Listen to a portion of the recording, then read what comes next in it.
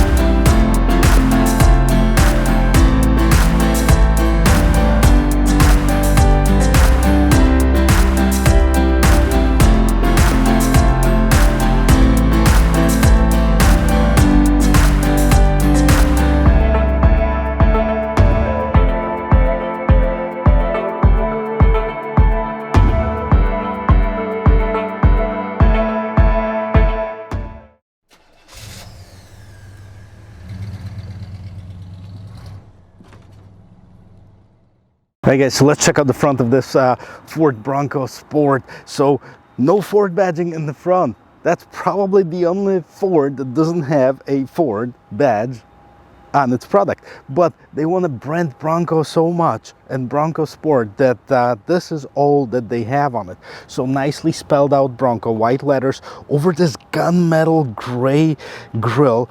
Beautiful. I really like the light design on it. It does have this round light, and it does have this LED that goes all the way in here. And it's kind of, I'm gonna give you a close-up of it, but it's kind of like multi-dimensional, and when they light up, it looks pretty cool. It also has this little Bronco Mustang, or Bronco. Is Bronco the name of a horse? All right, let's stick with it. So it does have this little Bronco logo right in the headlight. I'll give you the close-up right now. So what else is here? It does have, this is open. Now what's interesting about this, that it does have those louvers, kind of like on the BMW, where you see that they open up to let more air inside the vehicle. This one has the same thing. It does have this air intake right here and right at the bottom. And then the bottom part of the bumper is all this black, non-painted, simply because a lot of manufacturers do that, so you don't see those nasty scratches on the painted bumpers. So that's basically for the more rugged look of it. Fog lights right at the bottom here, and the hood. Now the hood, what hides underneath the hood, we're gonna get to in just a second, but it looks so masculine, it looks so big, it almost feels like it holds this huge powerful engine. And let's talk about the engine now. All right guys, so what hides underneath this massive hood? Well, first of all, if you know my pet peeves, you know I don't really dig those. The hood prop, I mean, it's there, it holds the hood up, but I think every modern era car should have the hydraulic lifters. Anyways, 1.5 liter engine, 181 horsepower, 190 pound-feet of torque, 8-speed automatic transmission. That's basically the specs on this particular one. Now it's also available with the 2-liter engine, 250 horsepower, 277 pound-feet of torque, which in my opinion would be the engine of choice. But you know, I haven't driven this one other than just around the parking lot here, so I can't say that this is good or bad. We're gonna check it out in just a little bit. All right, side profile, guys. Square, square, square. Okay, straight, straight, almost straight, straight. Oh, it goes up a little bit. Now this is a pretty interesting feature of this vehicle. The roof line, look at this, it goes up right here, right where the passenger would sit. So that actually adds up a little bit more headroom in the second row seat. I'm going to check it out and see if that's actually true. I'm not sure what the color is, other than it's kind of this pale blue, if you will, but it is a really good looking color, especially for this vehicle, and it works really nice, especially with this trim. Now the front bumper, as we looked at, I mean, it does have this dark gray, dull gray, and it continues all the way through the fenders to this cladding around the wheel wells, as well as at the bottom trim of this vehicle, and it continues all the way to the back bumper. Now even the door handles, mirrors are the same color, and it does have this design element. This doesn't do anything, it's just here because it is, and it looks cool right here. And it almost looks like Range Rover like. If you look at this LR, was it LR2, I think, that kind of looked very similar to this mini Rover that they had for a little bit, that now the Discovery Sport replaced it. Well, you know, it does have something with it. Does it have anything to do with Ford owning Land Rover at one point? Maybe, maybe not. Just came up with a new theory. Not confirmed by any means whatsoever. Anyways, let's get back to the car. So windows, I mean, in between the windows and the front pillar right here, this is the shiny black, and shiny black continues all the way in here. Now this to make it look like a one piece. Of course it's not one piece, it's got two doors, it's got the window in the back, and this, by the way, is not a window, so it might have some blind spot in here. We're going to check it out in just a little bit, and let's take a look and see what's in the back. All right, so here in the back is where Ford badge actually exists. It's right here, and that's the only one that I could find on this vehicle. Bronco Sport, again, the white lettering, the same white lettering as it is in the back. Now this doesn't have any of the roofline spoilers or anything like this. It does have this big LED light, and this, what is this? This is, oh, this is the rear window washer. What's interesting about the back design of this vehicle, that it's not flat too. Kind of reminds me of that old Broncos that have this indentations in here, and it kind of goes back to the 60s or 70s whenever those Broncos were made. It does have the rear view camera right here, and this actually is the handle for either the gate or the glass. There's a little button right here, and we can just pop the glass open without having to open the entire gate, and it's very useful, especially if you have a car parked right behind you and you just want to grab something out of it or put something in here really quick. It doesn't have a ton of room in here, but it's enough to just throw something inside of the car. And it does have, oh, I think they copied it from Jeep. Jeeps usually have the little Jeep logo on the windshield, and this one has a little Bronco logo, or picture of a little Bronco in here. Give it a close-up of it. And let's open up the door. Okay, the entire door opens up, and okay, I can fit underneath here. Couple cool things about it. First of all, I'm going to give you a close-up on it, but I'm just going to tell you about a couple cool features on here. There's little kind of an airplane lights. If you've been in an airplane and you see those lights above you, this is kind of reminds me of it. And the switch for those lights is right here. They're LED. I'm sure you can see them. I'll give you a close-up of it now. Yeah, guys, so before we get to it, before I forget, I mean, here, take a look at the lights. Nice LED lights. And what does it look like? It looks like a letter B, right? It looks like a letter B. Okay, because it's a Bronco, okay, so it has to be a letter B. Now this particular one does have a towing package. Can't tow that much, but can tow about 2,200 pounds. And here's the back of it. But before we get them back, look at those lights. Here, there's this little light on each side. Here. Now the material in here is kind of this rubber plastic material, so it is rugged, and you can actually wipe it off if you spill something of it without worrying about dirtying up the carpet. What is underneath here? Spare tire. Great, there's a spare tire, and it looks like a, it doesn't look like a temporary spare tire, it looks like a regular spare tire, which is awesome. That raises this whole thing, so probably reduces the room a little bit in here. And another super cool feature about this car is this. Guess what it is? Okay, I'm not gonna tell you. Yeah, well, I will tell you. It is a bottle opener. You put your cap open. I don't know if it's a smart idea to have a beer bottle opener in the car. Well, wait a minute, Matt. I mean, they do have other drinks other than beer that are equipped with caps. Okay, well, I guess. All right. What else is here? So, another Bronco logo, and the one that I told you that is on here.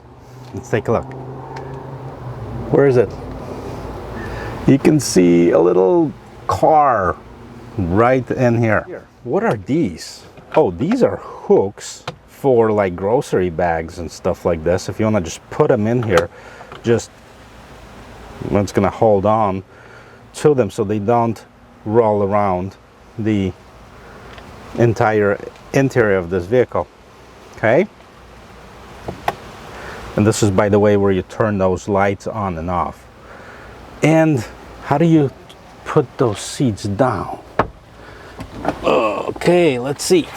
We have room. Yep, there's quite a bit of room with the seats folded down, so you can, and it's tall enough so you can definitely fit a lot of cargo in here, even without the seats folded down. Look at this. This one seat is still up, and it does have quite a bit of room behind it. So, pretty interesting. All right, so let's check out how much room there is in the back seat. Now I have my front seat adjusted to my regular driving position. I'm 6 feet tall, so I can use that as a reference as far as how big or small this car is. But you can also use that as a reference if you're trying to maybe look for a car like this and see if you can buy it. And right, so for a subcompact SUV, it does have a decent amount of space in here. I'm not hitting my knees to the back of the seat, and there's actually cool materials on those seats. Let me take you inside so you can see it. All right, so let's get close to here and let's check out the interior of this car. So first of all, this is kind of a plasticky plastic. It's not really a very cool material. So this is soft, looks like leather, but it's not. And again, that hard plastic. And here's, they could have used a little bit nicer materials to dress up the door, if you ask me. What about here? Now these are, I'm not sure if the real name for it is neoprene, but it looks like that diving suit material, and that's in the back. The front is, it looks durable, doesn't look very luxurious or comfortable, but it looks durable, so it's actually, it's not bad for a vehicle like this. Couple cool features about this vehicle. So you can take a look and see there's actually pockets right here, so you can put, I don't know, your cell phone or something in here, and there's actually pockets that are zippable in the back of the seat, and you can put, I don't know what you can put in here, whatever you think, I guess. Maybe a tablet. You put a tablet in here if you'd like, so people don't see it, and then you can zip it up and closed, done. Now the seats itself, okay, does have an armrest that pulls up with the cup holders, and that's it. That's the second row seat. All right, so let's check out the door and how it sounds when you close it. It's actually pretty darn good. It's pretty solid. It does have a regular keyhole. Not many of the cars have the exposed keyholes, but and this particular one has these codes that nobody ever knows what their code is. How many times we took in a trade-in of a Ford and nobody knew what the code combination is. So door is pretty big size. I mean, it does have, you know, just a regular thing, lock on lock, mirrors and window controls right in here, and it does have a little bit of a pocket at the bottom. And again, what else is here? Some of the Bronco Sports, I know they don't have the carpeting, they have the rubber. This is the, I guess, more luxury version because it does have a regular carpeting. But let's check out what else is in here. Alright guys, let's check out the interior of this 2021 Bronco Sport. And steering wheel, it is a Ford steering wheel. I mean, if you've been to Ford, I mean, you can't hide it.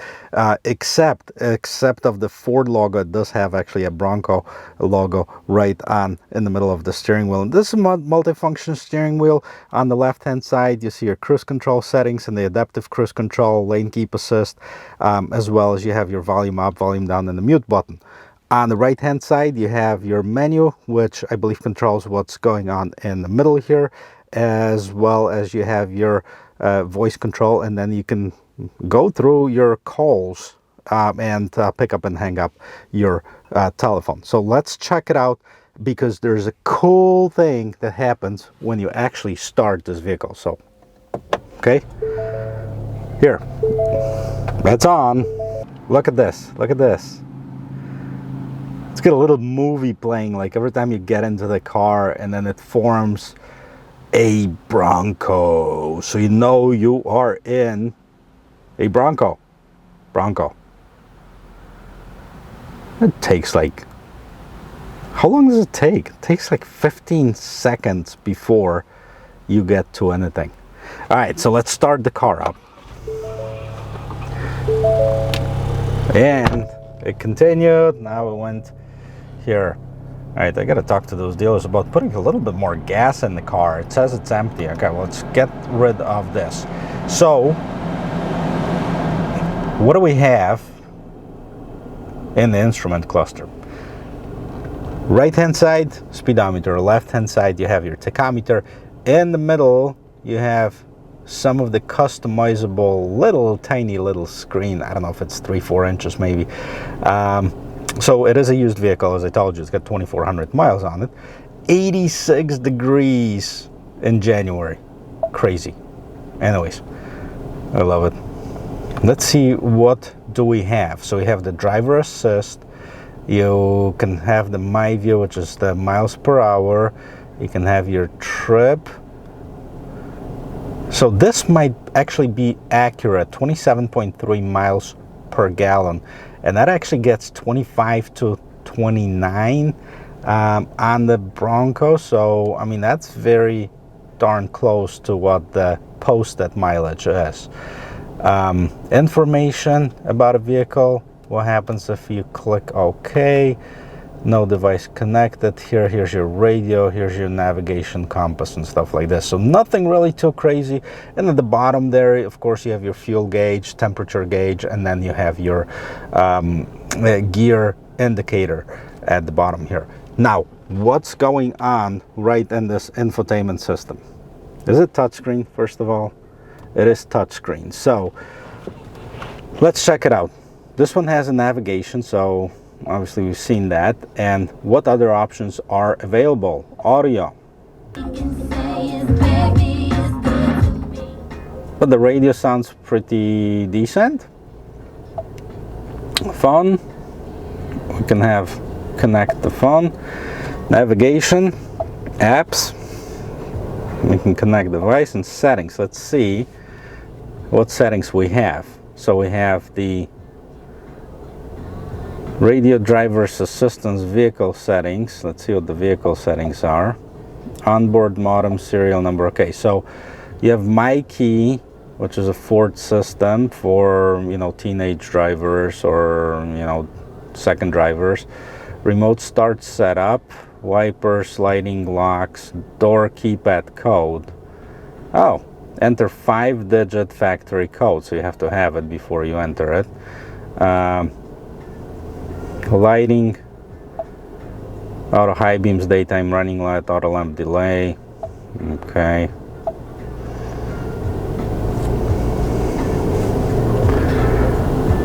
There's more. There's Wi-Fi, 911 on assist, display. Let's see, background. Oh, we can change the different background modes. Look at this. Brightness mode. Calm screen. Wait a minute. Okay. I guess this is what it is. It just shows you the time and the date. That's pretty interesting. Okay, so not a super sophisticated infotainment system, but it has all of the basic features that you would want. It has your navigation, it has your phone connect, has your audio, it has everything that you need. What else is in here? Knobs. Typical for like an off-roader car. You've seen similar knobs to this in like Jeep. Actually, I think I like Jeep better.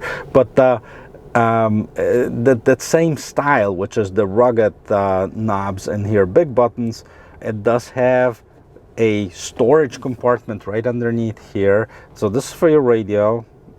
This is where you start the vehicle. And then the bottom here, you have your AC control. And then the same lining for in case you go off-road, so stuff doesn't really shift around, is at the bottom in here. Now, how do you shift gears? I mean, this is the Ford shifter, so I mean, you do have the dial shifter, and then you can put it in the low mode right in here. What else is in here? This is a parking brake and on for, not sure what that is. You have to figure it out. And it has to be a farmer's vehicle. Goat mode. Well, if you put the goat inside the car.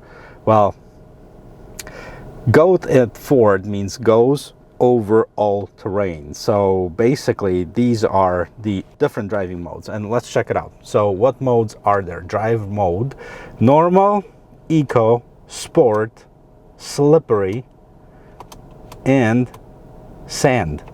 Now, I know that there's other versions of it which has the rock crawl mode, and then it does have the front camera. This one doesn't have it, but it does have a rear view camera, and let's check it out. So the rear view camera is a little grainy, to be honest with you.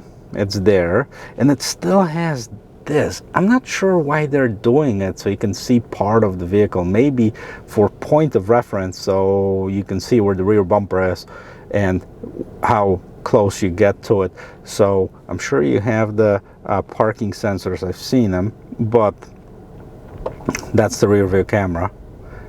Not at 360, and then you can zoom it in if you'd like to, or zoom it out. Not bad, actually. Put it in park. Actually, I like the way that the shifter feels. This is it grabs really nicely, so I mean you won't slip as far as that. As far as the interior of this vehicle, I mean it's decent, it's functional, but the materials that are used for it, I guess I haven't reviewed a non-luxury car in a while, but the materials that are used to it, this is all that kind of hard plastic. I mean, it does have different textures, which is nice to the eye. However, the quality is questionable. This is nice. Now, I like this. I'm not sure. This is kind of wrapped with the again with that material, but all of this is the hard plastic. Kind of feels cheap, to be honest with you. This particular one doesn't have a moonroof, but it does have a sunglass holder. That's awesome. And it has lights on top of it, and that's it. There's your mirror, and this is your Bronco Sport on the interior. Alright guys, before we take it for a spin, let's talk about different models of this Bronco Sport. As they are not for a Ford dealership, so I don't have the original sticker, so I have to rely on my helper here. And it looks like Bronco Sport is available in several different models. The base one is the base, which is the first model that it's available with. Then it's available with the big bend, which is this one, the Outer Banks Badlands, and the first edition. Badlands, I believe, is the one off-roady one that doesn't have the carpeting, but does have just the regular rubber floor that you can wipe off. So the big bend starts at $28,320 as far as the base price, and then you can put several different features on here. Well, play around with it if you have a minute on Ford's website.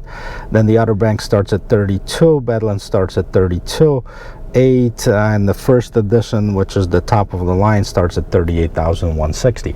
So it's definitely not a very inexpensive vehicle. Even at the starting, the base starts at like just over $28,000. So even the base one, if it compares to the same segment as Jeep Renegade, for example, the Jeep Renegades are a lot cheaper than this. I don't know if they're as capable or as cool. I haven't driven a new one yet, but I remember enjoying driving one. I had one as a rental a couple years back, and it wasn't a bad vehicle at all. It was actually kind of cool. I should probably get one to review. Well, let's take this one and let's see how it turns first.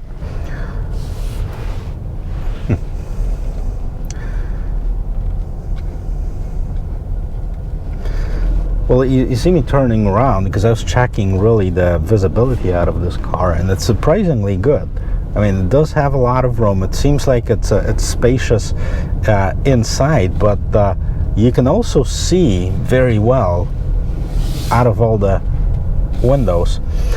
But let's see if we can find space in here to do a quick 360.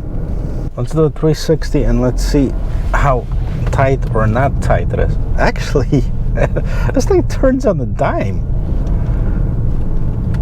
I'm nicely surprised. It's pretty cool. What also I like that this vehicle, I mean, it gives you the impression that it's bigger than it truly is, and especially with that hood, you can see those bulges in the hood. And it makes you feel like you're driving this powerful truck. Well, you know, it is just a baby Bronco, or maybe it is a baby Bronco. It's based off of a Ford Escape platform. So let's check out that.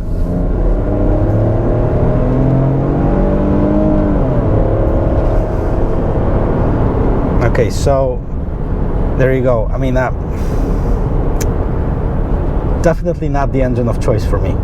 It's way too underpowered, in my opinion. It makes a lot of noise when you try to floor it. It makes a lot of noise when you hit it, and it really doesn't go. I mean, I'd love to test drive the 250 or 260 horsepower, the Bronco. I think that one would be definitely an engine to get. I gotta tell you, I mean, as far as driving, I mean, it feels okay. I mean, the seats are not the most comfortable, but again, this is a subcompact. What was that? Brakes? Subcompact, non-luxury SUV. So, I mean, you have to kind of control your expectations when you're getting into this vehicle. It's definitely got the cool factor. It definitely has the looks. I'm not sure about the off-road abilities. I'm pretty sure if you have the bigger engine and beefier suspension, it does have enough ground clearance. I think it's got about 7 inches or so, and the big bend, I think, adds another inch, so it's over 8 inches of ground clearance. Pretty cool, you know, departure and approach angle, so you can actually climb up obstacles.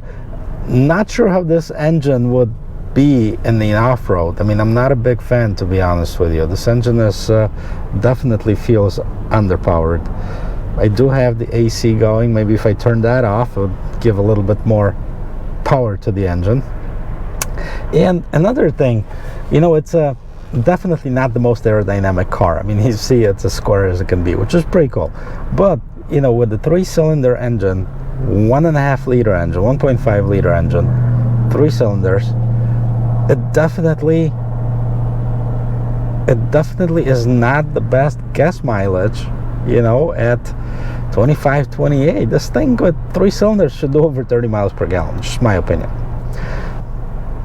So there's some very cool features about this vehicle. It's different. It does have bottle opener in the back. It does have those lights in the back.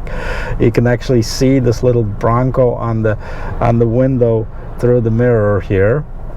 Definitely a car that you can check out, and if you're looking for a subcompact SUV, definitely a contender. But do check out both engines and compare for yourself. Thinking that this particular 1.5 liter engine is not very powerful. Let's hit it again. Let's see.